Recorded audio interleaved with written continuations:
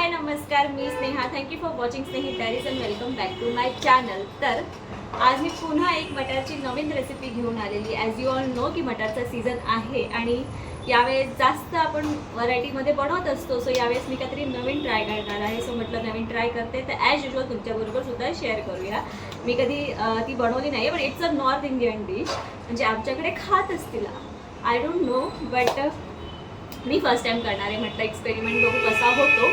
आता आपण सुरुवात करूया. आणि त्याबरोबरच मी मुळ्याचं लोणचं करणार आहे, जे की इन्स्टंट आहे. ते पण मी कविताज किचनची एक इन्स्टंट रेसिपी बघितली होती, ती मला फार आवडली होती. तर त्यासाठी मी हा एवढा मोठा मुळा आणला आहे.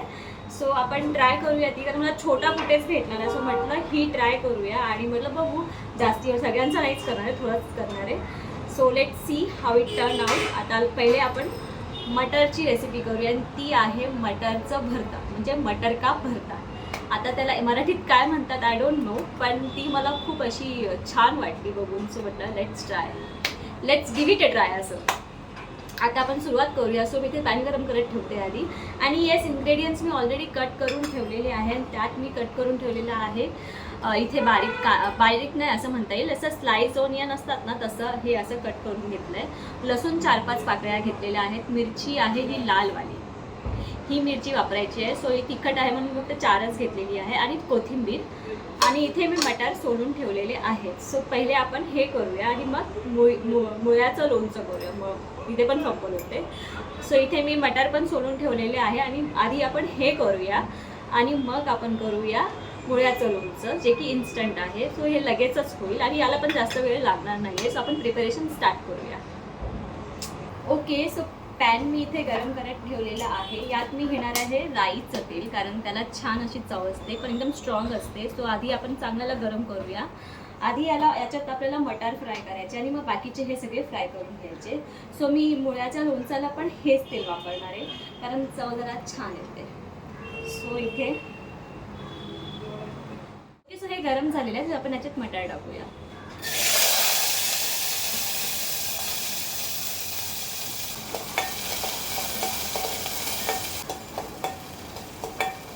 सो हे आपल्याला छान फ्राय करून घ्यायचं, म्हणजे मॅश करायला हाताने बरं पडेल ते.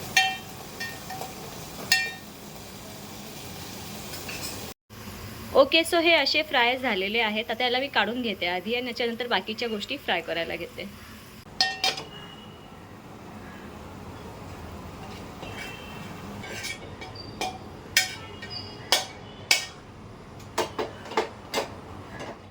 ओके, सो तेल याच्यात ऑलरेडी आहे. सो मी थोडंसं लसूण हे फ्राय करून घेते. त्याच्यात लसूणला ना आपल्याला छान असं ब्राउनिश करायचं आहे, कारण ते हाताने मॅश करता येईल असं.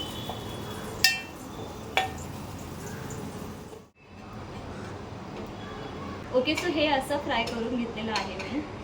आता यात मी ॲड करणार आहे मिरच्या. आधी या छान फ्राय करून घ्यायचं आहे, म्हणजे थोडंसं कडक करायचं, म्हणजे हाताने हे मॅश होतं. सो थोडंसं कडक करायला.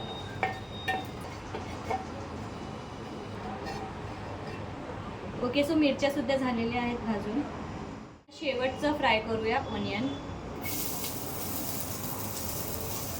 तेलचा वापर जास्त करायचा नाही आहे, थोडा करा.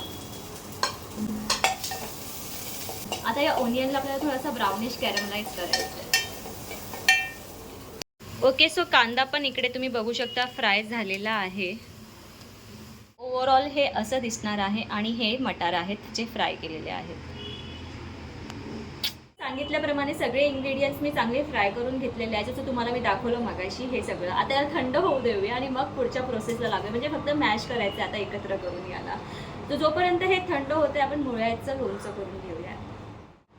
ओके, सो मी मुळा एवढासा घेतलेला आहे, त्याला सोलून घेतलेला आहे. आता फक्त याचे स्लाइस करून घ्यायचे. स्लाइस पण तुम्हाला कसे करायचे, असे गोल गोल करून घ्यायचे. तर मी आता सगळं कट करून घेते प्रॉपरली आणि मग तुम्हाला भेटते. ओके, सो मी हे कट करून घेतलेलं आहे असं राऊंड शेपमध्ये सगळंच, म्हणजे जेवढं मी तुम्हाला क्वांटिटी दाखवली तेवढी. आणि इथे सोबत हिरव्या मिरच्या आहेत 3-4 जे मला लागणार आहेत. सोबतच मी राई जी असते आपली त्याला असं बारीक करून घेतलेली आहे. आणि हाफ लेमन लागणार आहे.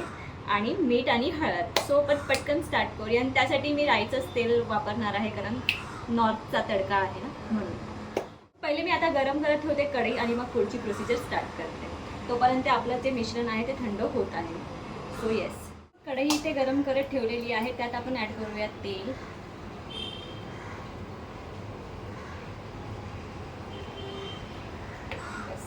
हे गरम झाल्यावरती मी याच्यात ॲड करणार आहे मिरची आणि मुळा एकत्र. ओके, सॉरी, हे गरम होऊ देऊया. ओके, सो हे गरम झालेलं आहे तेल, तर मी सगळं एकत्र टाकते याच्यात.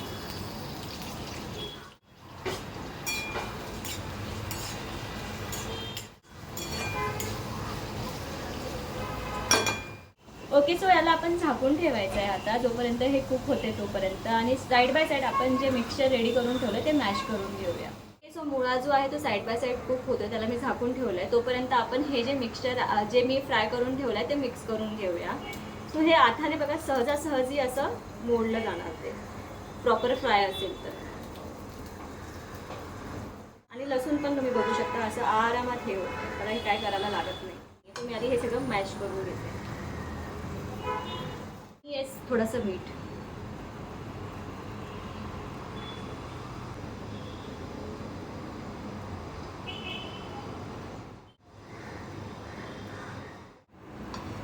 ओके, सो हे सुद्धा मिक्स करून झालेलं आहे. आता त्यात शेवटचं आपण कोथिंबीर ॲड करूया. ओके, सो हे हाफ कुक झालेलं आहे. सो थोडंसं हळद टाकूया आणि मग राई जे आपण हे करून ठेवलं आहे ना ते टाकूया.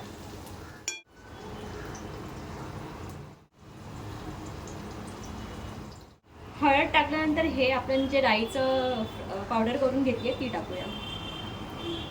आता ही छान मिक्स करून घेऊया. थोडंसं मीठ.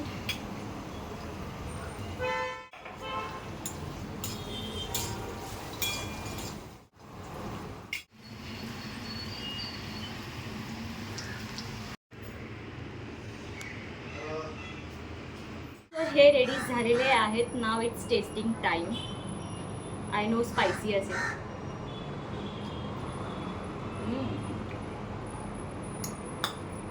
आंबट आंबट लागलं, छान झालंय, मस्त.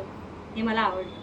एकदम इझी आणि फटाफट होणारं असं आहे. म्हणजे मुळ्याची चव, लिंबू, त्यात राईचं फोडणी आणि मिरची, मस्त कॉम्बिनेशन आहे. आता हे आय नो स्पायसी झालं असेल कारण हे एवढीशीच झाली आहे, पण त्याला 4 मिरच्या घातल्या मी, 4. सो आय होप हे स्पायसी असेल.